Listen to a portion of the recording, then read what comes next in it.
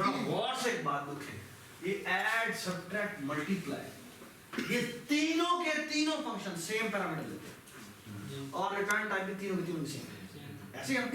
So actually I can make one pointer which can point to either add or subtract or multiply. You was right? And I will going to call it using that pointer. ये देखिए, ये मैंने again कोई दो x और y parameter लिए, एक operation use input करवाया, and look at this, कमाल का।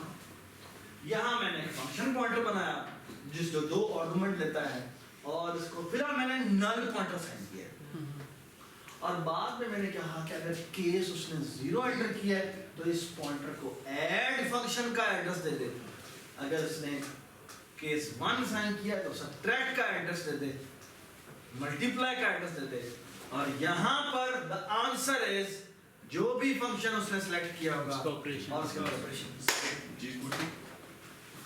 हाँ जी, कोई फायदा नजर आया? Yes. मैं अब आपको एक अगली बात बताऊं। Actually, you can call now a function, और पैरामीटर में एक फंक्शन ही पैरामीटर में पास किया जा सकता है। क्या? You can actually आमतौर पे अगर आप कोड लिखते हैं तो ऐसा होता है कि फंक्शन जब कॉल करते हैं तो फंक्शन में क्या आर्गुमेंट जाते हैं, आर्गुमेंट में ज्यादातर मेमोरी जाती है ना, ये मेमोरी पे काम करता है। Now I can actually pass another function to a function। इसकी मैं एडवांटेज बताऊं, ये देखिए,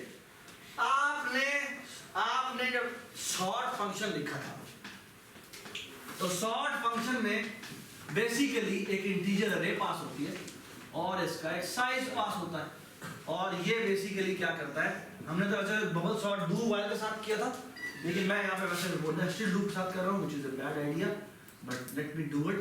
I is less than size और I plus plus करते हैं, और यहाँ हम क्या करते हैं, for loop j is equal to 0, j plus 1 is less than size, और यहाँ पे करते हैं j plus plus g, if a of j is greater than a of j plus 1 तो क्या कर देता है, स्वैप कर देता है aj और aj plus 1 को, ठीक है ना। अगर aj बड़ा है aj plus 1 तो स्वैप, ये असेंडिंग कर रहा है, ये असेंडिंग, क्योंकि अगर ये बड़ा है ऐसा तो वो स्वैप करता है, तो बड़े को वो आगे धकेल देता है। ओके जी, मुझे एक बात बताएं, यही काम आपने डिसेंड, ये आपने असेंडिंग के लिए लिखा, डिसेंडिंग के लिए करना तो क्या होगा, बस ये इफ की जगह क्या आ जाएगा, aj is less than a j plus 1 आ जाएगा, ऐसे ही है ना। स्वैप में कुछ नहीं हो, कोई चेंज नहीं हो, स्वैप तो वही है, दोनों वैल्यू स्वैप करना है ना। Look, now I am about to do something. What I will going to do is sort function में एक लिखूंगा और वो असेंडिंग के लिए भी चलेगा और डिसेंडिंग के लिए चलेगा। ये देखिए, मैंने एक फंक्शन लिखा है जिसका नाम है बूल। इस स्टेटमेंट में और इस स्टेटमेंट को देखो तो बेसिकली ये क्या है, ये बूलियन स्टेटमेंट है। तो एक का नाम रखता हूं, हाँ जी, ये असेंडिंग की थी, डिसेंडिंग की थी, सो बूल असेंडिंग स्वैप कंडीशन, इसको क्या पास होता है, इंटीजर a पास होता है, इंटीजर b पास होता है, और ये करता है रिटर्न, हाँ जी, a is greater than b, bool ascending नहीं, अब क्या हुआ, डिसेंडिंग स्वैप कंडीशन जी, इंटीजर a इंटीजर b, और यहाँ क्या कर देते हैं, return a is smaller than b, and now what we're going to do is इस सॉर्ट फंक्शन में हम एक काम करते हैं, ये देखिए, मैं यहाँ पे एक इंटीजर मेन लिख रहा हूं और मेन में मैंने ये एक इंटीजर अरे बनाई और यहाँ पे साइज बनाया, डायनामिकली लोकेट करनी है, कैलकुलेट कर दे, ये मैंने रीड शीट का सारा काम यहाँ पर कर लिया, ठीक है। उसके बाद मैं एक कैरेक्टर चॉइस बनाता हूँ और मैं सी इन करवाता हूँ ये चॉइस, ठीक है। All right, and now what I do is the following: if g ch double equal to capital A small a means मैं असेंडिंग ऑर्डर में सॉर्ट करना चाहता हूँ. I will going to call the sort function with a and size and Yes. ascending sort. Else sort a size descending sort. और यहाँ पे मेरा होगा प्रिंट अरे मेरे पास हो रही है और साइज पास हो रही है. And now look at this. What I was going to do is क्योंकि मैंने इसका पॉइंटर बनाना है तो क्या होगा उसका यहाँ पे ब्रैकेट होगी इसका नाम होगा स्टेरिक FPTR जी. रिटर्न टाइप क्या है इसकी बूल. तो इसकी हिसाब से लिखेंगे बूल. कितने पैरामीटर पास होते थे 2 integer comma integer. That's it. Okay? And instead of this now, what I will going to do is, I will going to say FPTR और यहाँ हम पास कर देंगे AI, so AJ और AJ plus 1. That's it. Now we have one sorting function for doing ascending as well as descending. Okay? What a master stroke. Okay? And this is the power of dynamic binding. ठीक है? Late binding. कि क्या करता है वो in the execution process decide करता है कि मैंने कौन सा वाला कोड इस चलाना होगा. ओके? क्योंकि बेसिकली जो कॉलिंग हो रही है वो पॉइंटर के थ्रू हो रही है, वो फंक्शन पॉइंटर के थ्रू हो रही है. Now this should make your alarm bell कि basically जो virtual हैं उनमें exactly यही होने जा रहा है. Okay? And I will going to show you in few minutes कि basically वो कैसे काम करता है. Okay? I think you can actually see the example by yourself. Please read through the entire reading, otherwise you will lose some things जो कि interviews वगैरह में बहुत ज़्यादा पूछी जाती है. ओके? अच्छा, अब मैं आपको मज़े की बात करता हूँ. What actually happens is the following कि जितनी भी क्लासेस आप बनाते हैं पॉलीमॉर्फिज्म करने के लिए बेसिकली क्या होता है.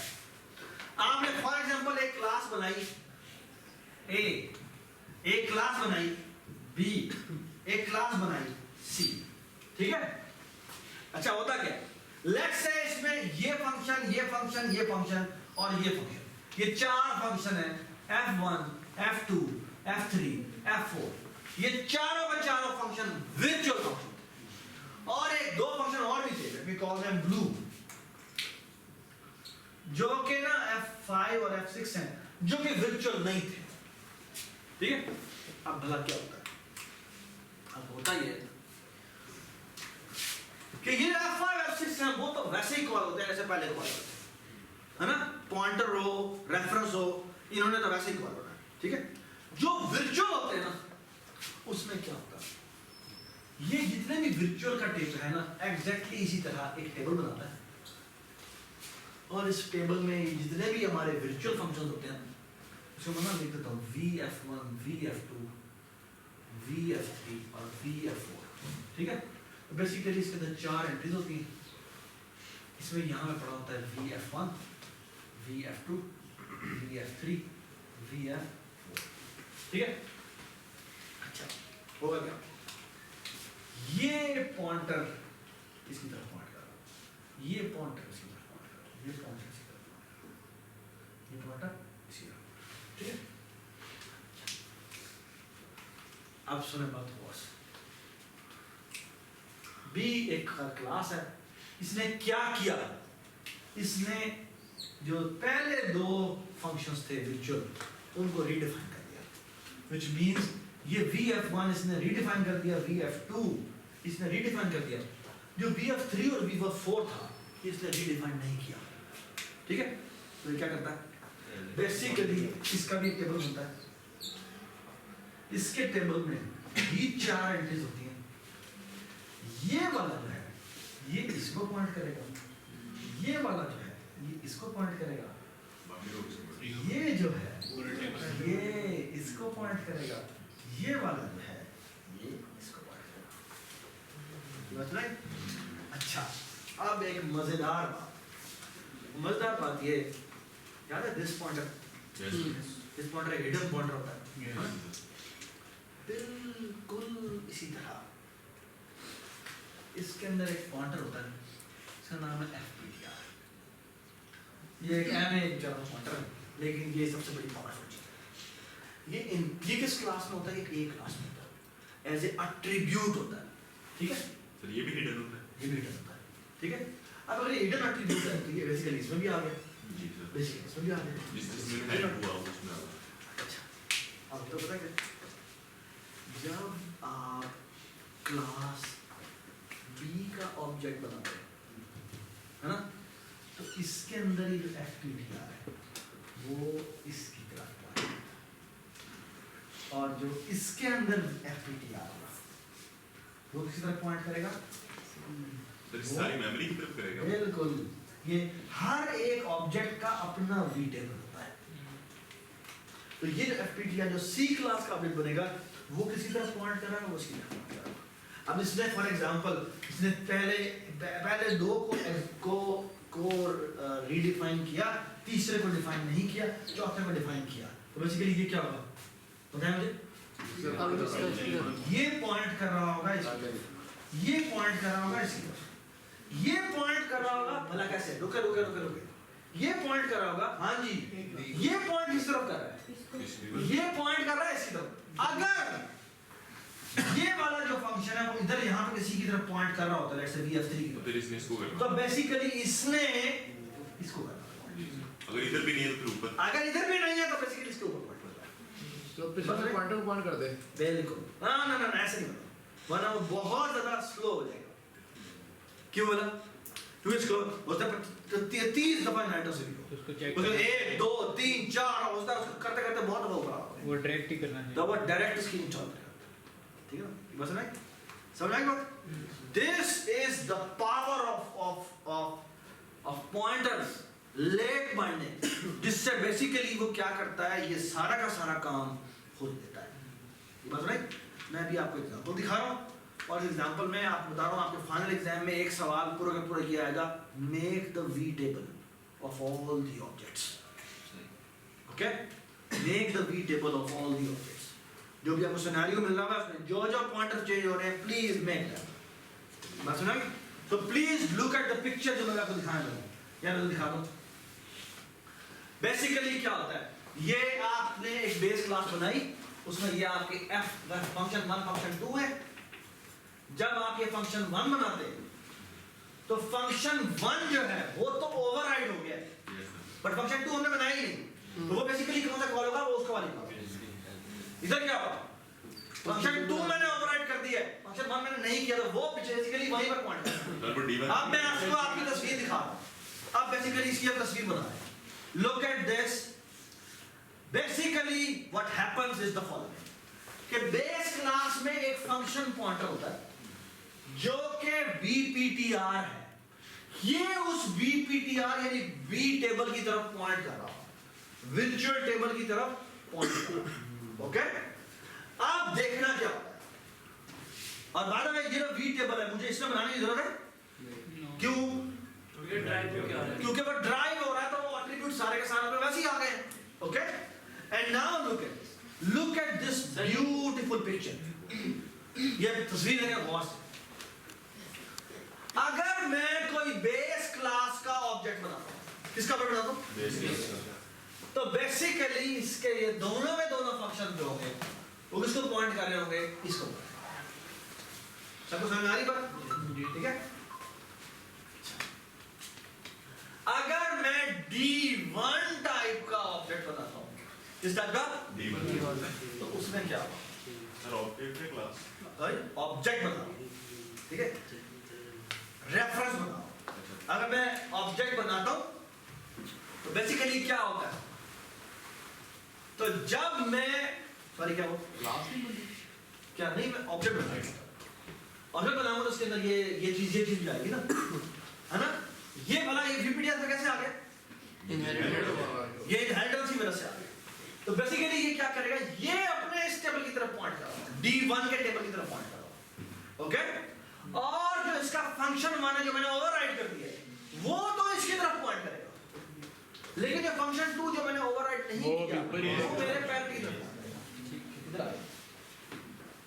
जो मैंने D2 बनाया इसमें जो मेरा फंक्शन 1 है वो तो पॉइंट करेगा पेरेंट वाली तरफ, जी और जो D फंक्शन 2 है जो मैंने ओवरराइड कर लिया है वो मेरा इसी तरफ। जैसे वो हमने शेप्स वाले में किया था, जब तक हम स्पेसिफिक फंक्शन डिफाइन नहीं थे करते तब तक हम शेप्स का ड्रॉ कॉल करी जाते थे।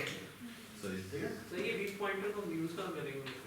हम नहीं यूज करेंगे, ऑटोमेटिकली जब भी हम ऑब्जेक्ट का के रेफरेंस का नाम लिखकर एरो वो फंक्शन लिखते हैं जो कि वर्चुअल होता है तो पहले उसके अंदर ऑटोमेटिकली ये VPTR आता है।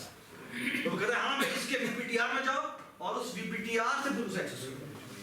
बात सुने? जी सर। फंक्शन 1 D1 ये फंक्शन 1 को नहीं करेगा। कौन सा फंक्शन 1 जो है फंक्शन 1 जो है वो क्या? इधर जो D2 का जो फंक्शन है हाँ ये फंक्शन 1 इधर ऊपर वाले में नहीं करेगा। इसमें नहीं करेगा, ये इसमें से ऊपर, क्योंकि अगर ये तब होता है जब D2 D1 से इनहेरिट हो रहा है, क्योंकि D2 अगर आई मीन अलग से इनहेरिट हो रहा है।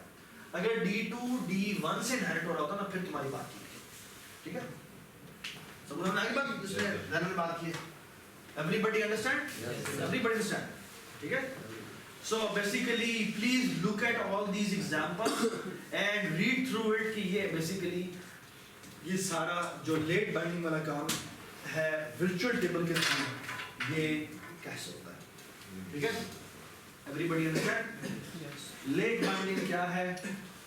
Today's takeaway point is that कि आपको बेसिकली एक ऐसी पावरफुल चीज पता लगी है कि एक्चुअली आप एक फंक्शन को एक और फंक्शन पैरामीटर दे सकते हैं।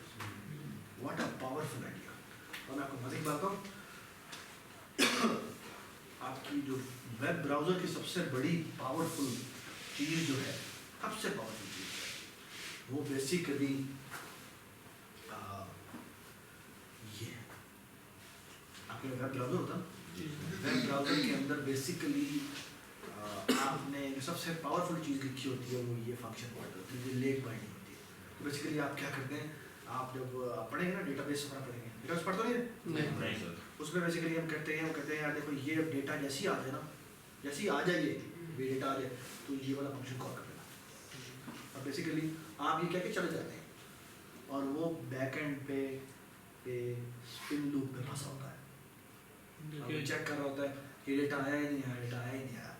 और जब आता है तो बेसिकली उसने जो वहाँ पर सेव रखा होता है वो अपने पास फंक्शन पॉइंटर होता है, ठीक है? और वो जैसी डेटा उसका आ जाता है वो फंक्शन का पॉइंटर का एड्रेस उसके पास होता है, वो वाला फंक्शन कॉल करता है। सर मुझे ये बहुत पावरफुल चीज़ है जो मैंने आज सीखी है, ठीक है? और इट्स नॉट ठीक है, इट्स रियली रियली पावरफुल। और कई ऐसी प्रोग्रामिंग लैंग्वेजेस हैं जिनके अंदर जो जिस्ट है वो एग्जैक्टली यही है, ठीक है? सर एक चीज पूछना या मैं आपकी फ्रेंड से कहा तो मैंने भी कहा था यार, ठीक? और दूसरा